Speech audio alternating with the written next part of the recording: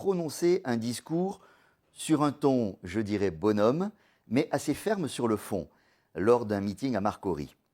Dans quel état d'esprit, c'est ma première question, votre parti aborde-t-il cette année électorale? Je vous remercie. C'est un état d'esprit naturel, hein, qui est l'état d'esprit d'un parti qui se veut concurrent, parce que le PPACI pense à juste titre et de façon légitime qu'il est aujourd'hui bien placé et avec et la stratégie et les hommes pour gouverner à nouveau la Côte d'Ivoire avec Laurent Gbagbo en tête.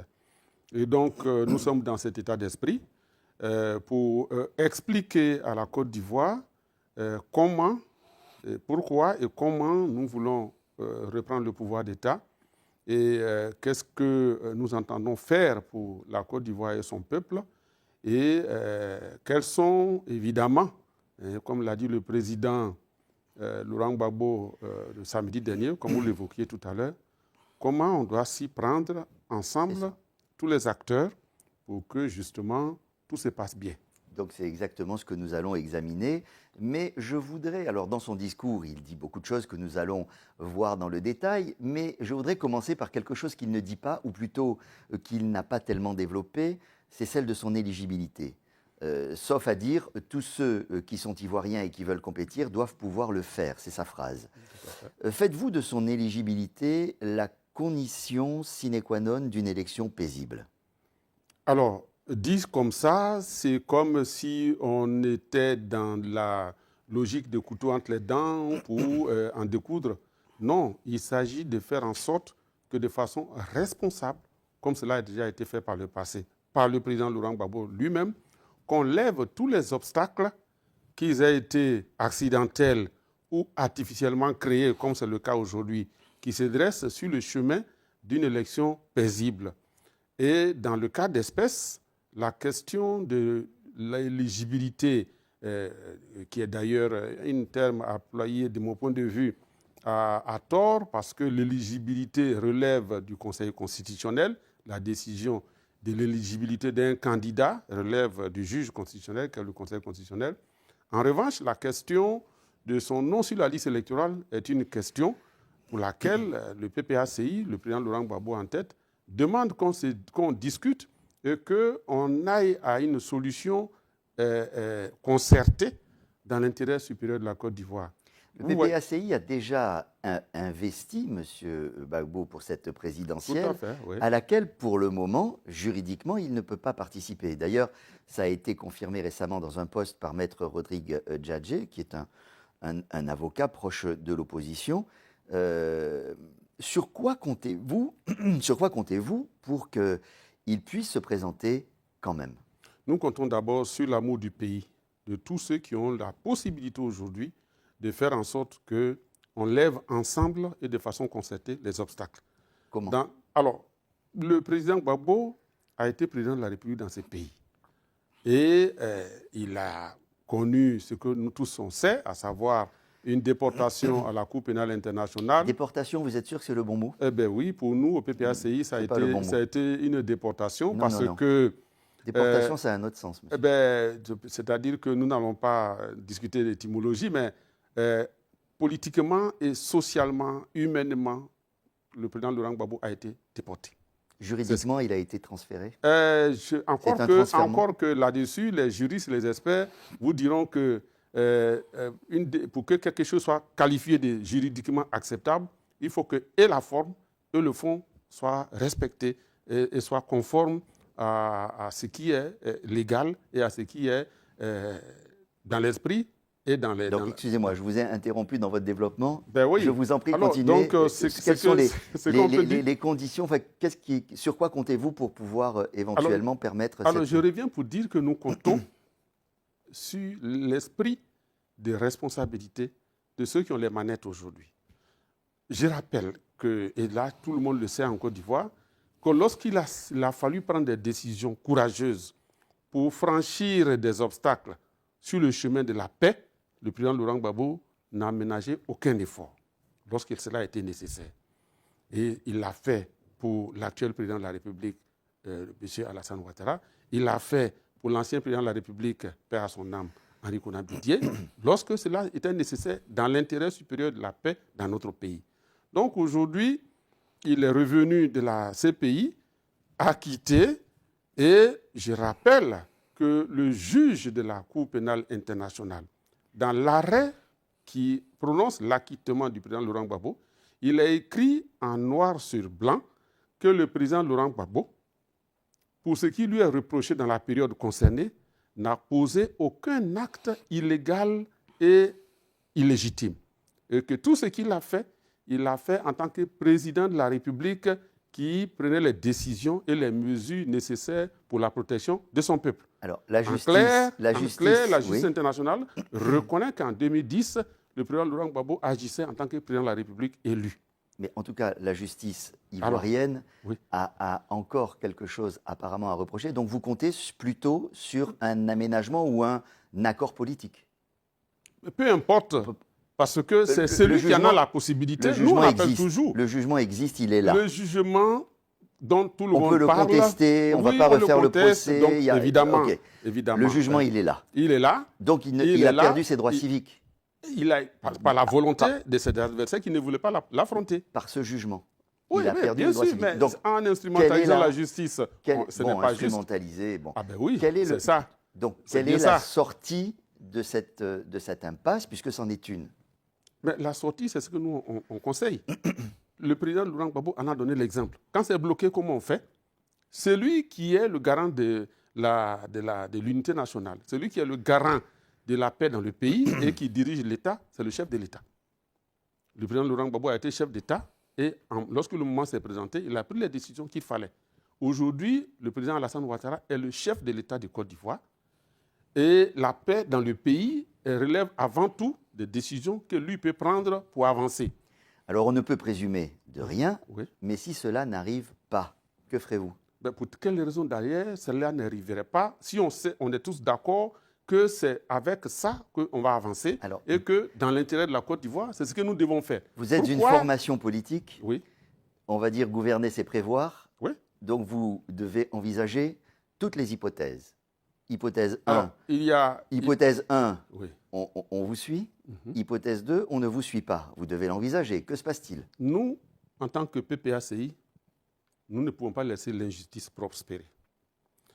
Laisser l'injustice prospérer, l'injustice faite à Laurent Gbagbo prospérer, revient à dire, bon, comme ses adversaires politiques ont décidé, à travers une décision de justice, de l'écarter de la course, alors abandonnons-le à son sort et cherchons une solution. Le PPACI ne fera jamais cela. Donc il fera quoi?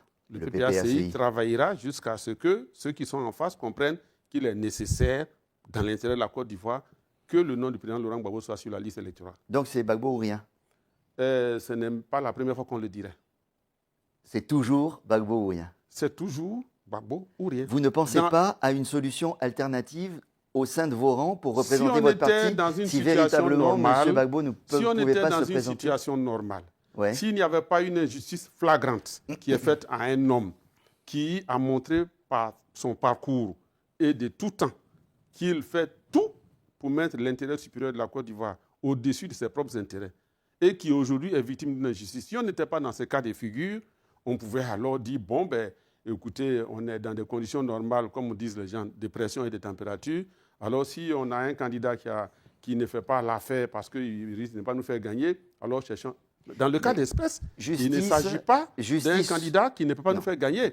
Il s'agit d'un candidat... Ça, c'est votre point de vue. Vous avez en face de vous des gens qui n'ont pas le même point de vue. Donc, ça veut dire que vous acceptez de prendre le risque... Quels sont ceux qui n'ont pas le même point de vue, par exemple? Ça veut dire que vous acceptez, vous prenez le risque de ne pas être représenté dans cette élection. Si c'est Gbagbo ou rien. Eh bien, ça ne peut même pas arriver. Je ne sais pas, vous êtes magicien alors? Je ne suis pas magicien, mais nous sommes dans ce pays et on se connaît. Voilà. Nous sommes dans ce pays et on se connaît.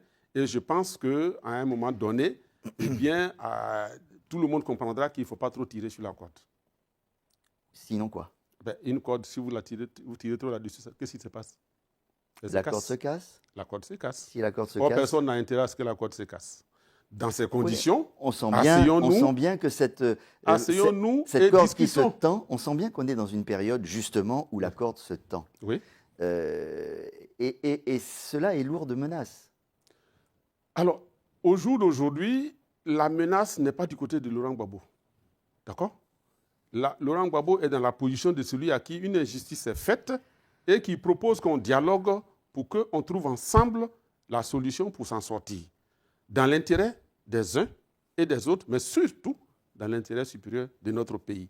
Qu'est-ce qui est si difficile à comprendre? Asseyons-nous et discutons. On l'a fait par le passé, on peut le faire encore aujourd'hui. Lorsque Laurent Gbagbo était au pouvoir, tout était sujet à protestation de ceux qui sont aujourd'hui au pouvoir. Et à chaque fois, plutôt que d'utiliser la massue des moyens de l'État dont il disposait, il a privilégié la discussion. Et c'est ce qui s'est passé, c'est ce qui nous a permis de passer de 2002, après la tentative de coup d'État qui s'est transformée en rébellion, à une période de discussion de capitale en capitale, jusqu'à ce qu'on se retrouve à Ouagadougou pour faire l'accord de Ouagadougou, jusqu'à ce qu'on se retrouve à organiser des élections à minima, avec des conditions à minima. Toujours en espérant qu'à un moment donné, les fils de la même famille comprendront qu'il vaut mieux finir par s'entendre, même si tout le monde n'est pas satisfait, plutôt que de prendre le risque de faire tomber la maison familiale. Alors, lorsque les choses ont changé... Donc, je vais vous poser la même question que j'ai posée à M. Afin Guessan, qui était assis dans ce même fauteuil la semaine dernière. D'accord. Est-ce que vous pensez qu'il y a un risque de crise politique dans ce pays en 2025? À la lui où vont les choses, oui. C'est pour cela que, plutôt que d'attendre que la crise survienne, nous tirons sur la sonnette d'alarme pour dire c'est maintenant qu'il faut s'asseoir pour discuter et s'entendre sur les conditions d'élection où personne n'est exclu, où les conditions sont au minimum consensuelles. En 2010, nous sommes allés à des élections où ceux qui sont aujourd'hui au pouvoir exigeaient urbi et orbi, telle chose. Et à chaque fois, c'est au terme des négociations qu'on a. Justement, on vient à vos exigences. Monsieur Gbagbo pose un certain nombre de conditions pour que l'élection présidentielle se déroule dans la paix. Oui. En creux, on entend que si elles ne sont pas réunies, ça risque de poser un problème pour la paix. Tout à fait. Il en est une qui concerne la commission électorale indépendante, Ouais. qui doit être, je le cite, respectable pour être respectée et aussi neutre et indépendante. Ouais. Pouvez-vous me dire en quoi, aujourd'hui, la CEI, dont le PPACI est membre, ne serait ni neutre, ni indépendante, ni respectable? Alors, dans sa composition, la commission, tout le monde le sait et tout le monde en est conscient. Cela a été démontré à suffisance. Dans sa composition, aujourd'hui, la commission électorale, normalement, qui devrait être indépendante, ne l'est que de nom. Parce qu'à 80%, elle est contrôlée par le pouvoir RHDP. Je vous rappelle que c'est Laurent Gbagbo, président de la République, qui a eu... c'est vrai que sous le général Guy Robert, il y a eu la Commission nationale électorale, CNE, mais après, quand le président Laurent Gbagbo a été élu président de la République, c'est sur ces instructions que le ministre d'État, Émile Bogadoudou, a initié la commission électorale et a fait voter. C'est comme ça que c'est devenu une loi de la République qui a institué l'organe électoral qu'on appelle CEI aujourd'hui. De sa création jusqu'à aujourd'hui, et pendant le temps où il était président de la République, le président Gbagbo n'a pas du tout cherché à contrôler cette CEI en mettant à sa tête un de ses cadres. Le premier président de la commission électorale indépendante, le magistrat Camille Oguier, était PDCI. D'accord? Après, lorsque nous nous sommes retrouvés à Marcoussis, les mouvements rebelles et les partis politiques qui le soutenaient, qui disaient qu'ils faisaient la rébellion pour d'autres questions, ont immédiatement demandé à contrôler et à présider la commission électorale indépendante. Aujourd'hui, revenez. Je reviens. Atterrissons parce que nous savons que c'est le passé qui enrichit le présent et qui permet d'envisager le futur avec je vais dire, sérénité. Aujourd'hui, nous voyons Mais si vous la trouvez ni indépendante et ni respectable, pourquoi vous êtes encore dedans? Justement, parce qu'il faut montrer sa disponibilité et sa disposition d'esprit à discuter et à aller de façon participative à la résolution, par le dialogue toujours, par les discussions. C'est pour cela et pour le principe aussi. Et le principe général qui n'est pas écrit, bien sûr, à la commission électorale, c'est que les partis politiques qui ont des représentants à l'Assemblée nationale sont membres de la commission électorale. C'est un principe qui 5 membres qui représentent l'opposition, 4 membres qui représentent la majorité. Bon, après, il y a les représentants institutionnels. C'est ça qui vous fait dire qu'il y a bien sûr, vous savez bien de quoi... donc, vous savez de quoi je parle. Je comprends, mais j'explique pour que tout le monde n'est pas forcément informé de la composition. Oui, mais quand on dit comme ça, sur papier, que le RHDP a 4 représentants, je rappelle que le président de la République est président du RHDP. Il a un représentant. Et le RHDP a 4, ça fait déjà 5. D'accord? Si on ajoute les autres institutions qui sont contrôlées par le pouvoir en place, les autres institutions dont les dirigeants sont nommés et donc qui sont redevables au pouvoir en place, on s'en va sur les 18 vers 14, 15 personnes qui dépendent. Alors, mais je vais dire que qu'est-ce que vous demandez pour cette CEI alors? Il faut qu'on s'asseye, comme on l'a fait par le passé, qu'on recompose la CEI, qu'on se mette d'accord. Là, avant l'élection comme ça, mais, rapidement. Comment on a fait en 2000? En 2000, on s'est assis à l'Assemblée nationale et on a mis en place une commission nationale électorale qui a fonctionné et qui a donné des résultats, qui a organisé l'élection présidentielle de 2000. Donc c'est possible. Il suffit qu'il y ait un peu de bonne volonté et surtout de la volonté politique. Alors, autre condition, c'est la révision de la liste électorale. Oui. Je voudrais savoir pourquoi vous tenez tant à la révision de la liste alors qu'elle vient d'être faite à la fin de l'année 2024 et qu'elle est encore en cours de traitement d'ailleurs, cette révision, et que la CEI dit que techniquement, ce sera très difficile dans le temps imparti avant la présidentielle de refaire une nouvelle révision de cette liste. Alors, M. Dinasera, moi je vais vous dire, encore une fois, tout est question de bonne volonté. Nous tenons à ce que la CEI, qui est quand même une institution qui est censée être l'arbitre qui rassure tout le monde, respecte la loi. La loi dit, et le code électoral dit que la révision elle est annuelle. Ça, c'est une chose, tout le monde le sait. Maintenant, la CEI vient avec la porte-parole, Mme Yapobi, pour nous dire que c'est techniquement impossible et que les réalités du terrain ne le permettent pas. Quelles sont ces réalités du terrain que nous, les acteurs politiques, on ignore, qui ont subitement changé en 2025, alors qu'en 2015 et en 2020, en juin, la CEI a pu faire une révision de la liste électorale et organiser les élections 4 mois, 5 mois plus tard. Vous avez l'air de découvrir quelque chose qui existe depuis septembre 2024, puisque la révision de la liste de 2024, le processus est inscrit noir sur blanc dans un décret qui date de quelques mois seulement. Je pris la peine de regarder quelles sont les modalités de révision de la liste électorale. La CEI propose un calendrier à l'État. L'État prend un décret pour mettre en place ce calendrier. Que dit ce calendrier? Il dit que l'enrôlement se déroule en octobre et en novembre 2024, qu'ensuite, à l'issue des opérations d'actualisation des données personnelles, je cite le texte, la CEI établit la liste provisoire des électeurs, la liste provisoire qui permet éventuellement, elle est publiée par voie d'affichage, qui permet éventuellement de gérer des contentieux sur tel nom, tel nom. Ensuite, il y a une liste définitive qui est établie et on établit les cartes. Tout ça ne se fait pas en 5 minutes. Non, mais, oui, bien sûr, je comprends. Et ce calendrier est fixé dans un décret de septembre. Vous avez l'impression de découvrir la Lune? Alors, on ne découvre pas la Lune. Je voudrais rappeler que le décret... Je veux juste terminer, pardon, monsieur, ma question. C'est pour dire que non seulement vous donnez l'impression de découvrir la Lune, ce que personne ne peut croire, mais d'un autre côté, on a l'impression qu'on sait depuis le départ que l'élection présidentielle de 2025 va s'établir sur sur la base de la nouvelle liste établie par les modifications depuis octobre-novembre 2024. Oui, alors, deux choses. Vous dites un décret. Donc, c'est l'exécutif. C'est le parti au pouvoir qui, sur proposition de la CEI, prend une décision par décret pour établir un calendrier. Nous sommes l'opposition. Nous avons d'abord donné de la voix pour dire qu'il faut respecter la loi parce que la loi dit que la révision est annuelle. Mais comme le pouvoir fort de sa majorité écrasante à l'Assemblée nationale, fort de ce qu'il a au pouvoir, n'a pas voulu entendre raison et a dit allons-y. Mieux, le président de la CEI, parce que la CEI, elle fait tout ça pour qui?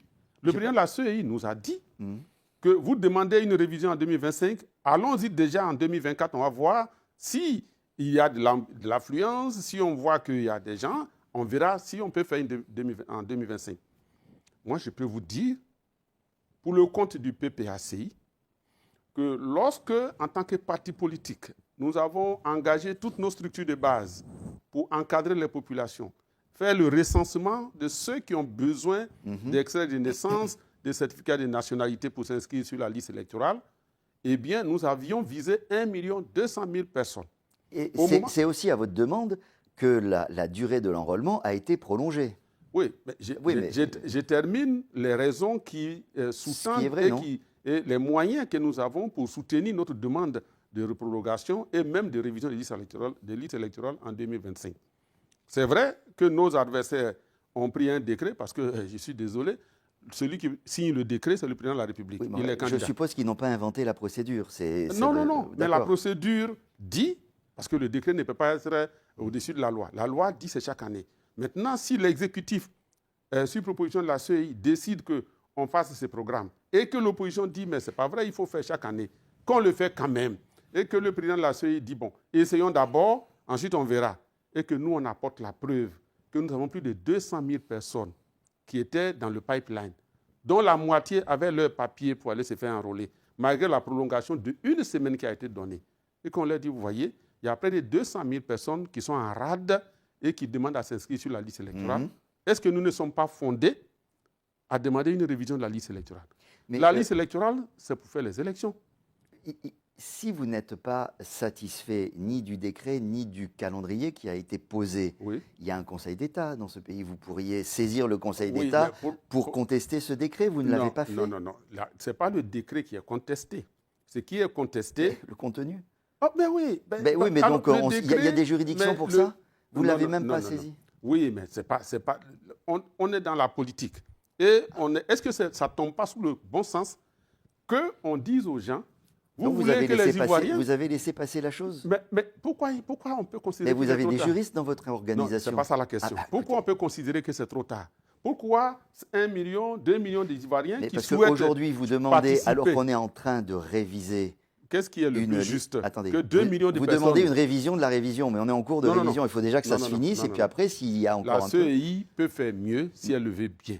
Elle l'a déjà démontré. Donc vous pensez et vous dites qu'il y a une mauvaise volonté là-dedans. Ben oui. Ben oui, ça crève les yeux. Je veux dire qu'il y a près de 2 millions d'Ivoiriens qui souhaitent être sur la liste électorale pour participer au choix de leurs dirigeants en 2025. On leur dit non, il y a un décret qui a dit ça, donc on ne peut plus revenir en arrière. Vous savez, M. Gbagbo, dans son discours de samedi que j'ai regardé attentivement, il raconte une anecdote à propos du président Gueye qui était fâché contre le président de la CEI dont vous avez cité le nom tout à l'heure, le tout premier. Gueye, oui. C'est ça, parce qu'il l'avait déclaré vaincu face à M. Gbagbo. Et il dit, dès qu'une personne qui est en position d'arbitrer arbitre en votre défaveur, vous estimez qu'il est votre ennemi, est-ce que c'est normal? Et moi, l'impression que j'ai, c'est que vous faites exactement le même procès à la CEI aujourd'hui. Non, parce qu'elle a arbitré en votre défaveur. Dans le cas présent, la CEI, ce n'est pas la CNE de Honoré Gueye. La CNE était un consensus des partis politiques sous la transition militaire et qui avait été... alors que la CEI a été décidée par la loi et elle a été modifiée lors des discussions à Marcoussis et à Pretoria. Et donc, c'est un accord politique. Et c'est cette CEI qui a abouti en 2014 à une autre CEI qui d'ailleurs a été contestée, qui a donné lieu à une décision, un arrêt de la Cour africaine des droits de l'homme et des peuples. Vous connaissez l'histoire. Donc, il ne faut pas comparer la CEI à la CNE.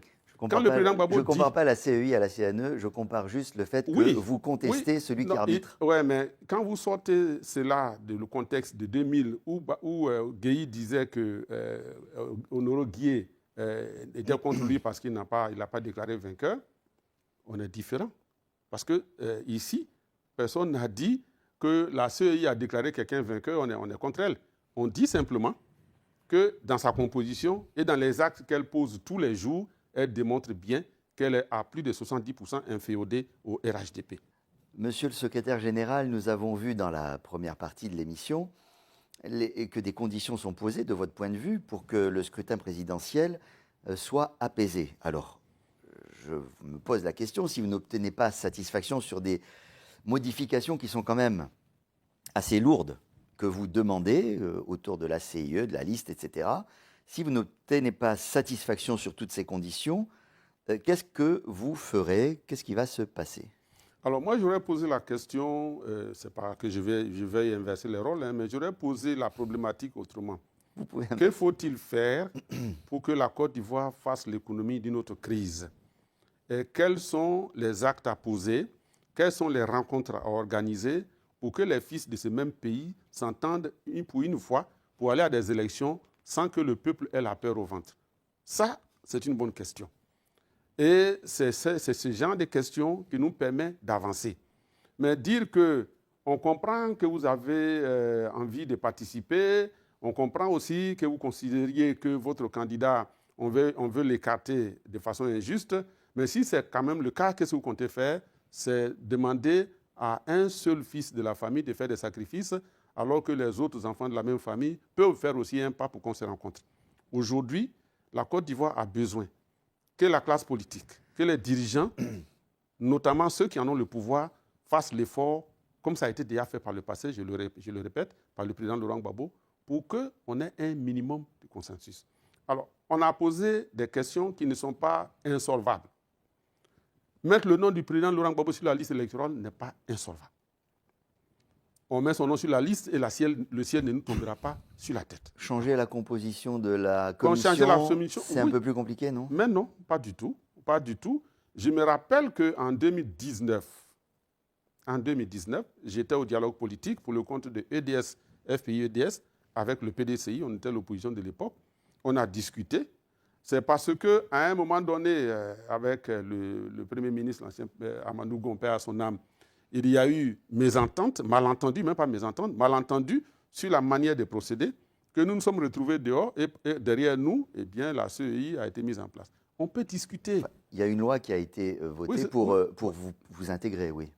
Oui, parce que la CEI, c'est toujours... de 2022. Non, avant ça. Avant cela, il y a eu la CEI de 2020, une loi, voilà, d'accord. Mais la loi, elle a été précédée par des discussions. D'accord? Et après, il y a eu des discussions aussi sur le code électoral, parce que c'est quand même le code électoral qui établit le mode opératoire de la commission électorale. Et donc, il y a eu des discussions sur le code électoral en 2020. En 2020, j'étais encore à cette discussion, lorsque, avec le PDCI, EDS avait proposé un certain nombre de choses qui, visiblement, ne plaisaient pas au pouvoir en place. Et le Premier ministre a stoppé net les discussions et a dit que le président de la République allait prendre ses responsabilités. Résultat des courses, la loi qui va organiser la compétition, le candidat Alassane Ouattara, président de la République, a pris une ordonnance pour fixer ces règles-là. Vous voyez? Donc, voilà des choses sur lesquelles on doit s'asseoir pour dire, bon, une ordonnance en s'immisçant dans le domaine législatif, pour prendre une loi en lieu et place des députés pour organiser le code électoral, enfin je vais dire, modifier le code électoral. Or, c'est le code électoral qui fixe les règles du jeu. Et un compétiteur fixe les règles du jeu lui seul. Ce n'est pas normal. Donc, ce qu'on demande, c'est qu'on s'asseye, qu'on discute. Il est évident que nous avons des positions tranchées. Mais lorsque nous serons face à face, comme vous et moi, nous sommes en train de discuter aujourd'hui, et comme on l'a fait par le passé, des murs de glace vont se briser et des discussions peuvent se faire. Et entre fils du même pays, on peut faire des concessions et puis arriver à un minimum qui rassure la population et qui rassure tous les compétiteurs. Alors, je voudrais en venir pour avancer à votre stratégie. Ouais. Dans votre parti, qui pour moi demande quelques explications. On voit fleurir les candidatures à gauche, dans l'opposition. Monsieur Gbagbo, Monsieur Afi N'Guessan, Monsieur Blé Goudé, Madame Eyivé Gbagbo, sans parler au PDCI de Monsieur Tidiane Thiam. Allez-vous vraiment vous présenter au suffrage des Ivoiriens dans une telle dispersion? Alors, une seule difficulté à la fois. À l'heure actuelle, la préoccupation majeure de l'opposition en général et de la gauche en particulier, c'est de revenir à la mise en place des acquis démocratiques qu'on avait acquis de haute lutte depuis 1990, c'est-à-dire instaurer des conditions minimum d'élections transparentes. Là-dessus, tous les partis d'opposition sont unanimes pour dire qu'il nous faut une nouvelle CEI, il nous faut une liste électorale auditée et nettoyée de près de 2 millions d'électeurs frauduleux qui y figurent. Il nous faut en faire en sorte que tous les candidats qui le souhaitent soient autorisés à candidater. Une fois qu'on a engagé ce combat et que les discussions ont commencé, je vous rassure que la gauche en particulier et l'opposition en général saura se retrouver le moment venu. Parce que ça ne sert à rien de mettre en avant la question de qui va porter, derrière qui on se regroupe, si vous savez vous-même que les dés de la compétition sont pipés dès le départ. Donc autant s'attaquer à ces problèmes d'abord. Est-ce que vous allez répondre à l'appel de M. Afi N'Guessan qu'il a lancé le 1er février, qui a publiquement appelé M. Gbagbo à prendre ses responsabilités et à rassembler l'opposition autour de lui? Alors là, le rassemblement est une valeur de gauche. Et en Côte d'Ivoire, aujourd'hui, celui qui porte la gauche, c'est Laurent Gbagbo.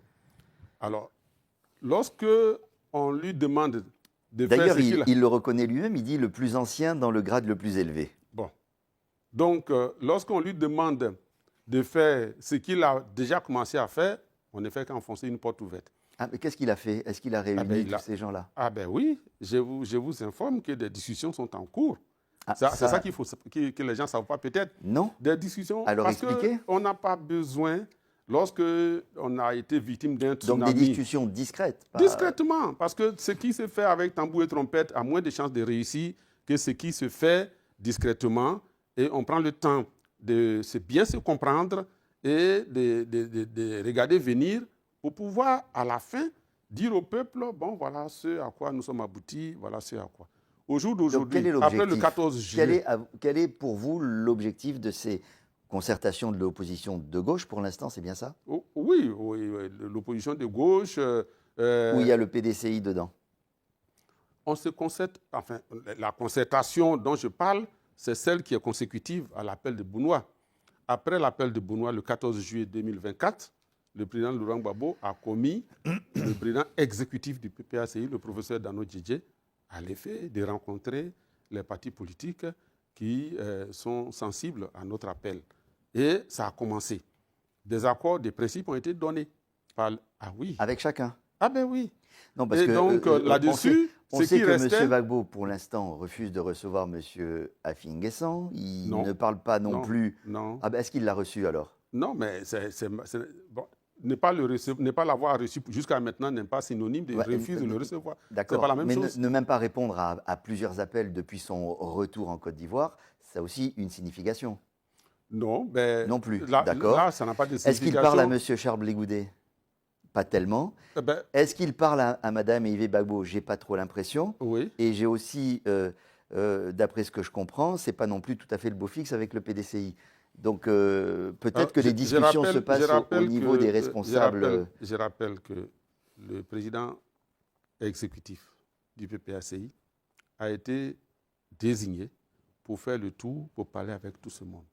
D'accord? Et à chaque fois, il fait le point au président Laurent Gbagbo. Et on avance. Ce que certaines personnes voudraient, c'est que nous claironions tous les jours, que hier, on a rencontré telle personne, voilà comment ça s'est passé. Non.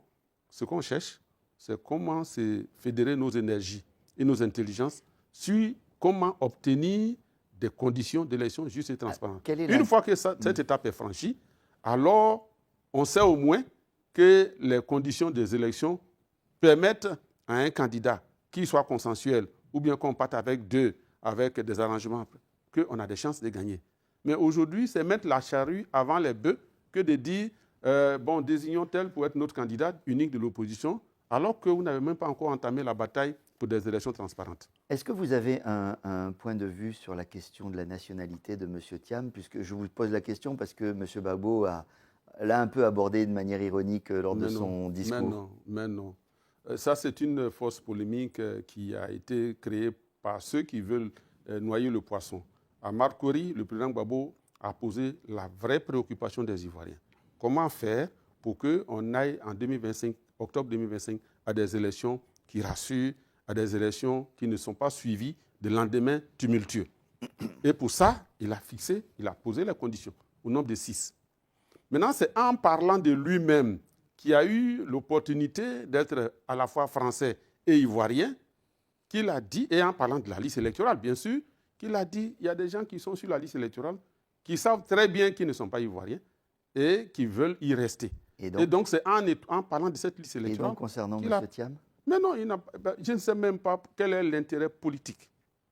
Quel est l'intérêt politique de tirer sur un membre de l'opposition, alors que l'opposition, si elle est vraiment de l'opposition, devrait être, tous les partis politiques, toutes les formations, devraient être potentiellement des alliés objectifs. Quel est l'intérêt pour une personnalité, un acteur aussi expérimenté, avec autant de sagesse que Laurent Gbagbo, de tirer sur quelqu'un de l'opposition, alors que le vrai adversaire, c'est Alassane Ouattara?